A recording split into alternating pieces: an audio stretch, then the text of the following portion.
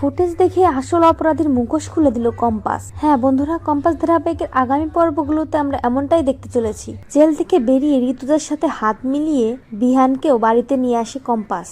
ঋতুজার একটাই কথা, হসপিটালে বিহানকে নিয়ে এসে দুশ্চিন্তায় থাকবে। বিহানের হসপিটালে থাকা অনেকটা রিস্ক হয়ে যাচ্ছে, কারণ এখনো অনেকে আছে যারা সকলে মিলেই চেষ্টা করবে বিহানের ক্ষতি করার, যেহেতু সে কম্পাসকে বাড়িতে এনেছে।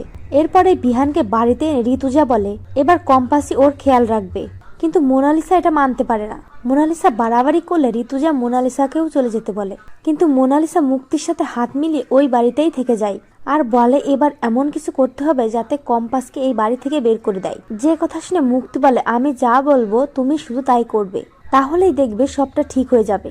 কম্পাসকে এই বাড়ি থেকে তাড়িয়ে দেবে ঋতু নিজেই। যে কথা শুনে তো মোনালিসা খুশি হয়ে যায়। অন্যদিকে কম্পাস বিহানের খেয়াল থাকলে কাজের ক্ষেত্রে হঠাৎই যখন একটু কম্পাস বাইরে যায়, ঠিক সেই সুযোগেই মোনালিসা মুক্তির কথাতে বিহানের অক্সিজেন মেশিনের তারটা ছিঁড়ে দেয়।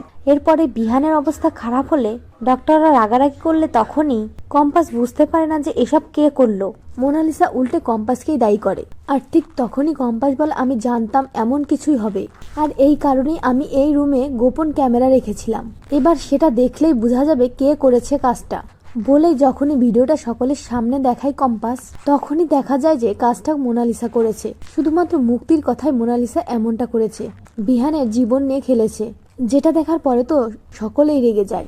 তো বন্ধুরা, এবার যদি সত্যি এমনটা হয়, গোপন ক্যামেরার ফুটেজ দেখে মোনালিসার মুখোশ সকলের সামনে খুলে দেয় কম্পাস, তাহলে সেটা দেখতে তোমাদের ঠিক কেমন লাগবে কমেন্ট করে জানাও। আর চ্যানেল নতুন হলে অবশ্যই দয়া করে চ্যানেলটি সাবস্ক্রাইব করো। সকলকে ধন্যবাদ সম্পূর্ণ ভিডিওটি দেখার জন্য।